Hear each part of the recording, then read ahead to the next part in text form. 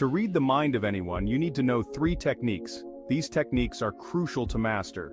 By mastering these methods, you can effortlessly discern and grasp what anyone is pondering. So let me tell you a Buddhist tale that will teach you how to read the mind of others. In a small, secluded village, there lived 2 brothers, each as different as night and day. The older brother, Ayan, was blind from birth, while the younger brother, Rohan, was a hard-working farmer. Despite their differences, they shared a bond forged by love and necessity. One year, the village faced a relentless drought, and as if that wasn't enough, wild animals began invading their fields, threatening to destroy what little crops they had left.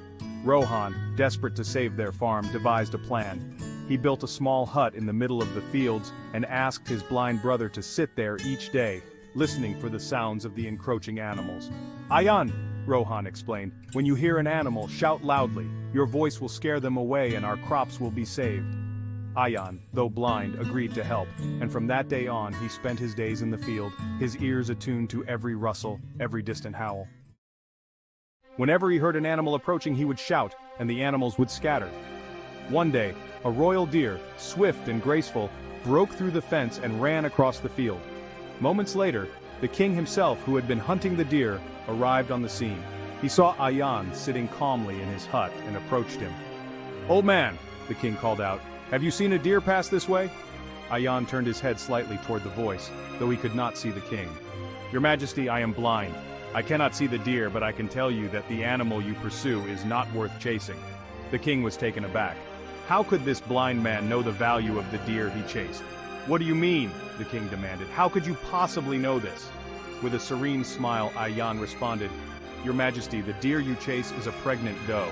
A wise king does not hunt a pregnant animal, for she carries life within her. Pursuing her is a waste of your time." The king was astonished by Ayan's insight. How could a blind man possibly know that the deer was pregnant? He ordered his commander to capture the deer, and when the commander returned, he confirmed Ayan's words. The doe was indeed pregnant. Curiosity gripped the king. He had to know how Ayan, a blind man, could discern something that even he, with all his senses, could not. He approached Ayan with a question that had long troubled him. "Tell me, wise man," the king said, "is my wife faithful to me?" Ayan paused, sensing the gravity of the question. "Your Majesty," he began, "why do you seek to know this? Faith is a delicate matter, and such doubts can poison the heart." But the king was insistent. "Answer me, or I shall punish you severely." Ayan sighed and agreed, but on one condition. "Your Majesty, if you truly wish to know, you must leave me alone with your wife for a brief time." The king was furious at the suggestion, but, driven by his burning desire to know the truth, he reluctantly agreed. He instructed his guards to leave Ayan alone with the queen in a private chamber. Once they were alone, Ayan, without seeing her, asked to touch the queen's face. Outraged, the queen struck him, beating him with all her might. Despite his blindness, Ayan could feel the rage and resentment in her actions. Later, Ayan returned to the king and declared, "Your Majesty, your wife is not faithful. Her actions have spoken louder than words." The king, enraged by the revelation, confronted the queen who, under the threat of death, confessed to her infidelity.